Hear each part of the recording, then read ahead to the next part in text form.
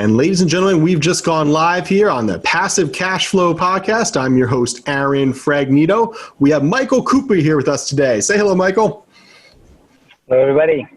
All right. Excellent. Thanks for coming on. Thanks for joining the Passive Cash Flow Podcast. As you know, you can learn more about People's Capital Group and how we create passive cash flow for passive investors at peoplescapitalgroup.com. But I wanted to have Michael on today. We're not really going to talk about finance or passive cash flow today. We're going to talk about motivation, personal goals, how to stay motivated during these difficult times. So Michael, talk a little bit about what you do.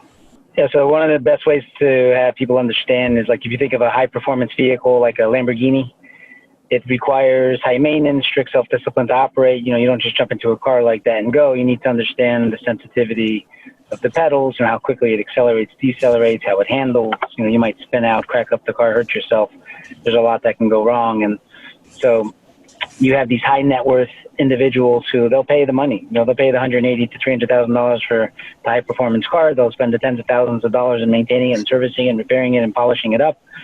But the highest performing vehicle of all, the human being, most people are neglecting. And it requires high maintenance, strict self-discipline to operate.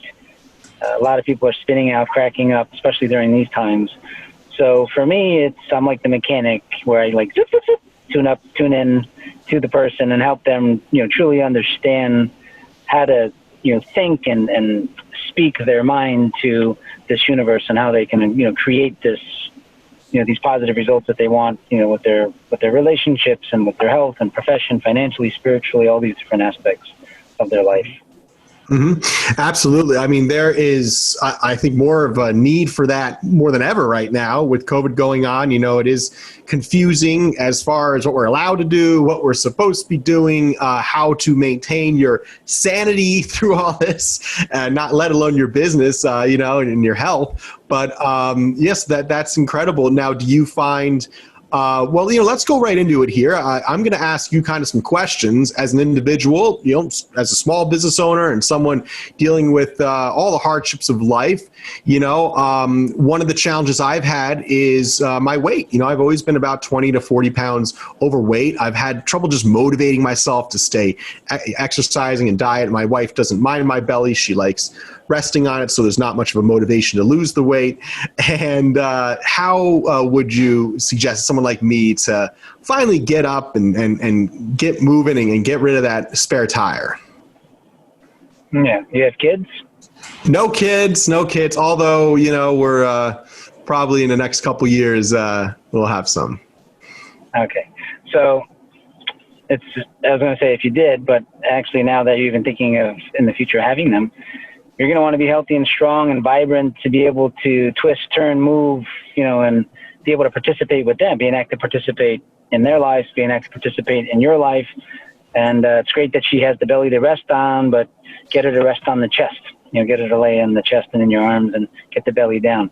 And so there's different areas of our lives that we need to focus on, spiritual, relationships, health, profession, financial. So in the health part of the wheel, it is important that you're doing lots of things in there, the mental health, the emotional health, the physical health.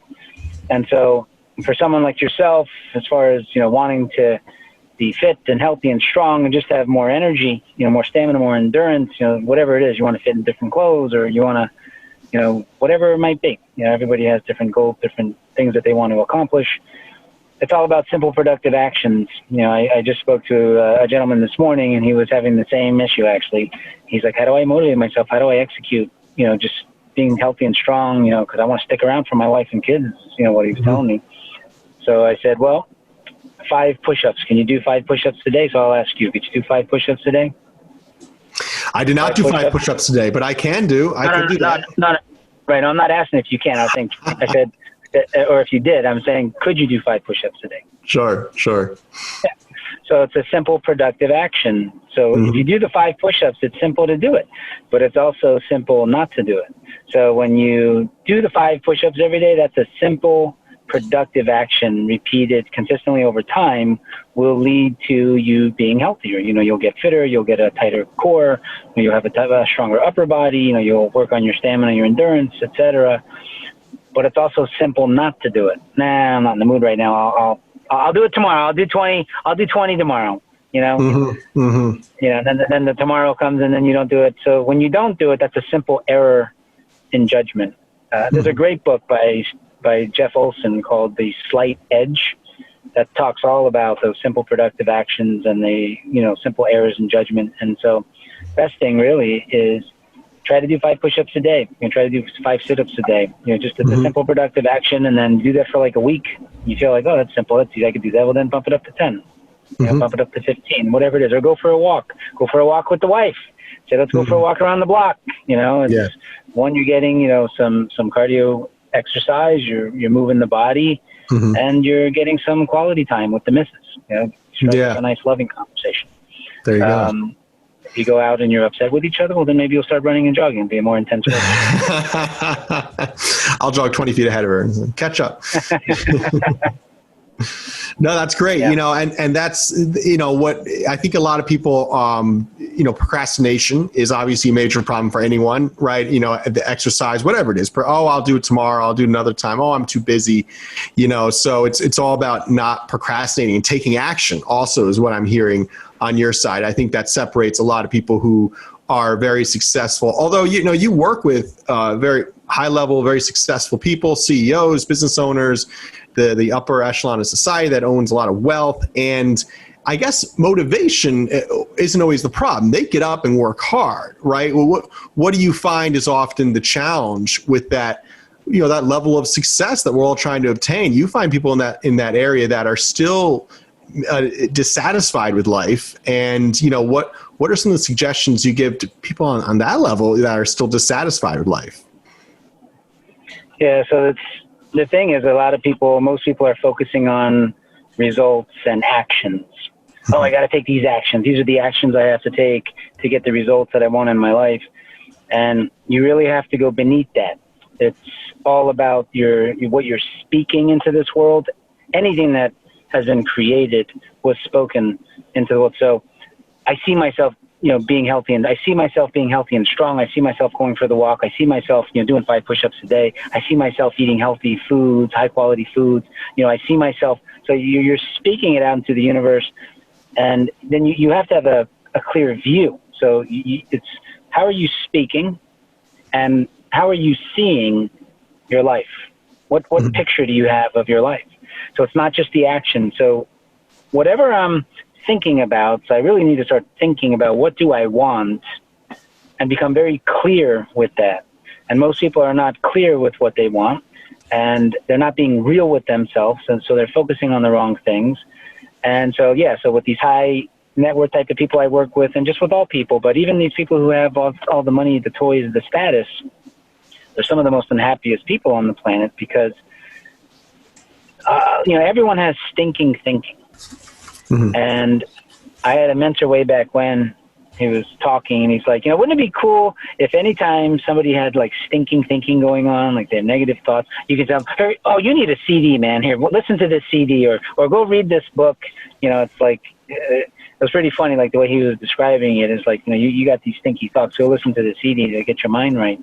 Yeah. It's all about mindset. And so someone like myself can come in and take your thinking, really mess with your thinking, because so somebody's could be reaching a certain level of success, but they're also frustrated and annoyed and angry with a lot of other areas of their life because they don't have the right thinking for it. So I can come in, mess with their thinking, and give them new ways of thinking to elevate their performance, to take them from where they are to where they want them to go, because their current thinking is stopping them from going there. So it's very important to have coaches, to have mentors, people who have a more awareness.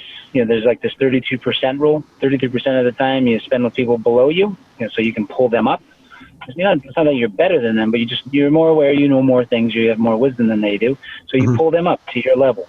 33% of the time you stick with people who are on your level. These could be your friends, people you're associating with regularly. And then the other 33% you spend with people that are above you, like years ahead of you, that can pull you up. And so it really comes down to, are people willing to invest in themselves? I talked with another gentleman earlier this morning, and lots of challenges, lots of struggles, and has a beautiful practice. He's an attorney, doing very well, wealthy. He's got a nice, beautiful relationship with his wife, beautiful kids, beautiful house, beautiful everything. But he's broken. He's broken internally. He's not taking care of himself, as far as like his mental, emotional, and spiritual health. And so he's been like very unhappy for the last 10 of the 20 years he's been practicing. And I'm like, well, that's not good. And he's 47. I'm like, you're not even at halftime of your game. Every 25 years is a quarter of your game of life. I'm like, you're not even at halftime, and teams have been down, like 24-0 and come back and win. The game's not over. You have a lot of life left to live. Yeah. And he was like not wanting to invest in himself, but he'll go invest in a toy. But I got him to where, I get it, help him to understand like how much better his life could be, or where is your life going to be another 10 years from now if you don't do anything about this. His word was, I'm gonna be really bitter. Yeah. Yeah. Well, you already are. Yeah, and that leads me to my next question, really, a work-life balance. I got married last year. We're looking at having kids now. I run a business. There's a lot of moving pieces. I have employees. I have business partners. I have investors. We're buying multi-million-dollar assets. So I work a lot. There's a lot of stress as well. So what do you suggest to someone like me who is going to have to start making more time for family and also figure out that work-life balance just to keep life fun and interesting and not just be running a real estate investment company day in and day out, and actually, just enjoy life as well to the fullest? How do you find that work-life balance? Yeah, it's really important because most of these guys that come to me, they're so focused on money and work. I mean, that's all they really are caring about. And they're neglecting their spiritual connection, they're neglecting their relationships, and they're neglecting their health. Perfect example, you're talking about your health. And so it's common. And it's because growing up and in society, it's all about, the ego makes us believe we are the things that we have and the title that we have and the money that we have and, all this false, information that's being fed to us, and it's low quality info. So most people are struggling because they're operating on lower, poor quality information, lack of self-awareness. And so when you can give high quality information to people in every area of your life, it's so important that you focus on connecting spiritually and focusing on your relationships. So you as a man needs to have a very strong, loving relationship with his wife. That's the most important relationship that you can have on this planet. She's number one. I mean, on top of that is God, creator, light, infinite intelligence, whatever you want to call it. Yeah. So you have this triangle, and so when you're both going towards this light, this energy, this source, and being that for one another, inspiring, empowering, encouraging, it's important. I meet a lot of men, and they are in really tough, awful relationships, cheating on one another, being deceitful for one another. Don't tell him I have this $1 million, but I want to put it away over here, and I want him to know about it. Or I have this 5 million, or I have this 100 million, I'm going to put over here. I don't want her to know about it. I hear these stories, and it's like, it's really not healthy. And it's also not healthy to invest all of your time in the professional part. You're not going to be on your deathbed if you make it that far, if we all make it that far, because who knows how long we're here. But so if we do make it to the deathbed, most people are like, I wish I could have done this, or I wish I would have done that. But it's too late. This is not a dress rehearsal. This life we're in, it's a real game we're in right now. And so you do have to have balance. You do need to be doing what you love, loving what you're doing, but you also have to, make time for what's most important, which is your children, which is, well, for you you and your wife. So that way you can get to have children. If you're busy and you're at home, a lot of times, wives are like, no, I don't want to have kids because he's never home. And, what kind of a father is he going to be if he's never here? Sure. And so I hear that all the time too. So there's nothing wrong with working, because obviously we need to work, we need to generate revenue, but at the same time, I need to spend quality time in the relationship part of my life. It's not just business relationships, let me spend quality time with her. Let me go for a walk. Let me take her for a nice dinner. Let me go for like a staycation, go stay at a hotel somewhere for the night on somewhere nice. And it's little those are simple, productive actions that repeated consistently over time compounds and brings great reward, you know? So there's a lot of people are neglecting, their relationships. They're using people and valuing money instead of valuing people and using money. Oh, I should write that down.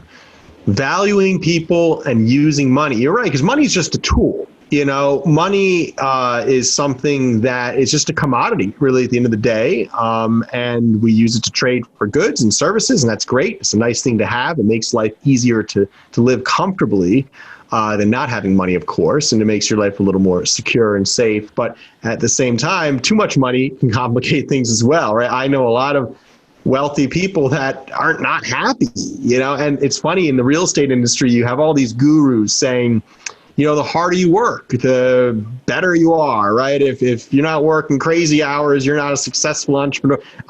No, what success is to me is being able to actually not work and have that passive income, have enough forms of passive income and enough of an infrastructure in your business that you can step away for a week or two and then go on a nice vacation with your family, or longer, And so it's so interesting that success it's such a vague word, right? What success is to you and what is to me might be something completely different. But I also worry that a lot of these gurus out there, these people teaching success, it's like, the harder you work, the less available you are, the more successful you are. And that's really not what I think at all. The more available you can be to the people that matter in your life, that means the more successful you are, and those are the people that I've connected with. You were talking about networking a third of your time with people who have less wisdom than you, a third of your time with people that are equal with your finance and wisdom level, and a third of your time with people in a higher level than that.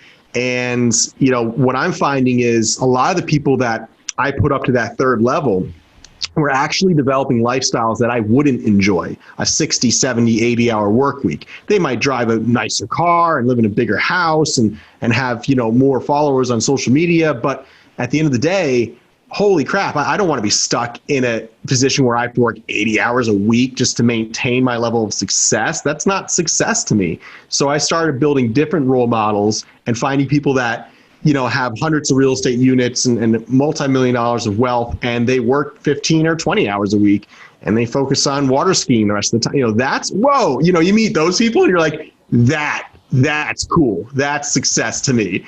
Forget the guy driving the nicest BMW who can't even, it has to, you try to set up a call. It's like, I could do like Sunday afternoon. It's like the only time I have that's free. You're like, okay, well, how successful can you be? The only time I can connect with you is Sunday afternoon, So, I've found that there's really a difference in what you define success as. And I think as a younger man, I thought success was driving a Ferrari and being so busy, you're not available for people. But I've come full circle and recognized, the Ferrari's cool and all, but I'd rather be able to have enough wealth and passive income so I can be available whenever I really want to be, and have the right infrastructure in place. And, so that's what I've come to recognize. What do you think about that? Yeah, there's nothing wrong with having nice things, nice toys. It's our birthright to be prosperous. It's a sin to actually be in poverty. And a lot of people have poverty mentalities. And so it's, having the toys, having the nice things, those are things that are earned, but they don't define you, and success is different. Like you said, everybody can think of it differently, but, the way I look at it is when you have something that you truly love, like it's an obsession, something you can't live without, this definiteness of purpose. Like, this is definitely what I want to do. Spiritually, this is definitely what I want to do with my relationships. This is definitely what I want to do with my health. This is definitely what I want to do with my profession. This is definitely what I want to do financially. All these areas of my life, this is definite. And I'm obsessed with it. It's a love affair. And because I love it, because I'm doing what I love and loving what I do, that's success. Like, if I'm working on the things that are a worthy ideal, that's success. And it's not for me, it's not the having all the toys. Because again, like you said, a lot of times people will say to me like, wow, like you work with these clients and they're very wealthy and they're doing really well and you're helping them even become more successful. And wow, that's really successful.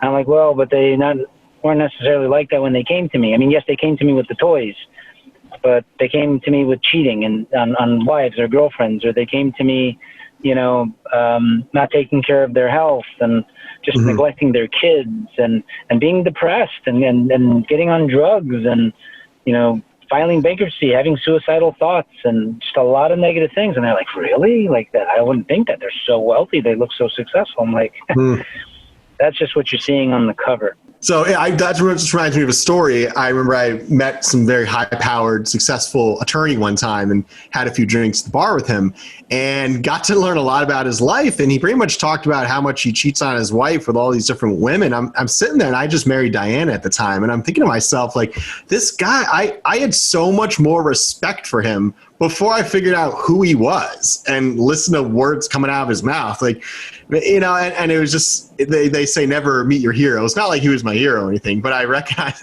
like this guy's a piece of trash. Yeah, he's a piece of trash. Yeah. He is, that's all he is. Well, it's also not good to talk like that, but, these men, I had someone who came to me just last week and we were talking. This is a married man, and I was going to make a referral for him to talk with this woman, like a business referral, not a personal one. And so he's like, well, no, I mean, that really wouldn't be in my wheelhouse. Like we kind of compete. I didn't know that. But we kind of compete, in our industries. And I was like, okay, no problem. I won't make the connection. And he goes, but she does have a sexy pair of legs. And so there's something wrong with that statement coming out of a married man talking about another woman. Yeah. And so I was like, and the person who referred him to me told me, he's like, he has a lot of problems with his marriage. I could see why. It's on full display. Yeah. So I'm not doing anything with him. When he said that, I don't know, it just came off wrong. And, there's some people that you can help, and then, you try to talk to them about helping them, but they just think that their, stuff doesn't stink. And just because they have money, they can treat you a certain way and they can get away with certain things. But when they're alone in the dark, they're very lonely. They're very upset, depressed, sad people. Yeah, I mean, I don't know how you can be morally bankrupt and live a happy life. I don't think you can. There's so many, like you were saying, the clock behind me, is a good example of 5 categories. Right. So what are those 5 categories again that you focus on? Yeah, so spiritual, relationships, health, profession, financial. And so there's an exercise I do. It's called the balance wheel. So I said use the clock because it's behind you, so people could see it as like a circle. Yeah. But if you were to draw a circle like that on a piece of paper, and you were to draw 5 pie pieces, so the top of the circle, the top V, which would basically like on your clock from 11 down to the middle and then back up to the 1. You have like your top triangle or your top pie piece. That would be spiritual. Then the top right piece would be relationships, and then the bottom right piece would be your health, and then the bottom left piece would be profession, and then the top left piece would be financial. And so if the middle of the wheel is a 0, being the least fulfilled you are, and the outer edge of the wheel is a 10, being the most fulfilled you are, how fulfilled are you in all 5 of these areas? So I go around, these with my clients, and I start to discover where they're unfulfilled. Like, so like if I say, how fulfilled are you spiritual? I don't really connect. I don't believe in that. So they're a 0. Or somebody might be saying, I'm very connected. I'll say like I'm a 9. And I'm like, okay, good. And then health, relationship wise, I might be like a 5. And then, health, they might be like a 6, or they might be a 7, or they might be a 9. It just depends who I'm talking to. So you just start to go around the wheel, and then you draw whatever the number is. You start to trace now a new outer edge, which is going to be imbalanced. So like if that was the new wheel that you were traveling down the road, the highway to happy city, it's not a happy ride. It's a bumpy ride. Yeah. Most people are having a bumpy ride right now, and that's only because they're not paying attention to every area of their life. They're only focusing mainly on work and money. No, absolutely. Absolutely. And as you were describing that wheel, I was thinking to myself, okay, probably an 8 there, a 9 there. I'm very happy with my relationships, my spirituality, my business as well. And, I'm challenged by it. I love what I do. I have a passion for it. Finance, I'm building that point. Are you ever satisfied financially? But, I realize, health-wise, health is my lowest score on that wheel. I give myself probably a 3 or a 4 health-wise. I think it's the thing that goes last, my personal exercise and getting out of the house and getting some fresh air. And, I do get that with the yard work through the weekend, but I really should get back to exercising. At least I used to do yoga every morning. I'm going to get back to that. So this conversation has encouraged me to get back into yoga, a little meditation in the morning, get your head right.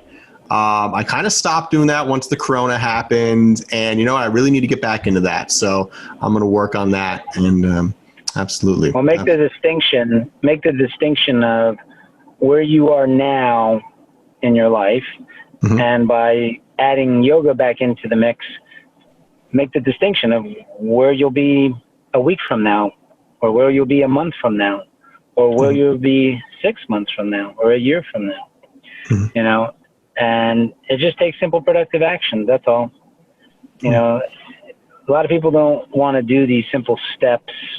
And, if you're having trouble with your health, it could affect your relationships. It could affect what you're doing with work. It could affect your money.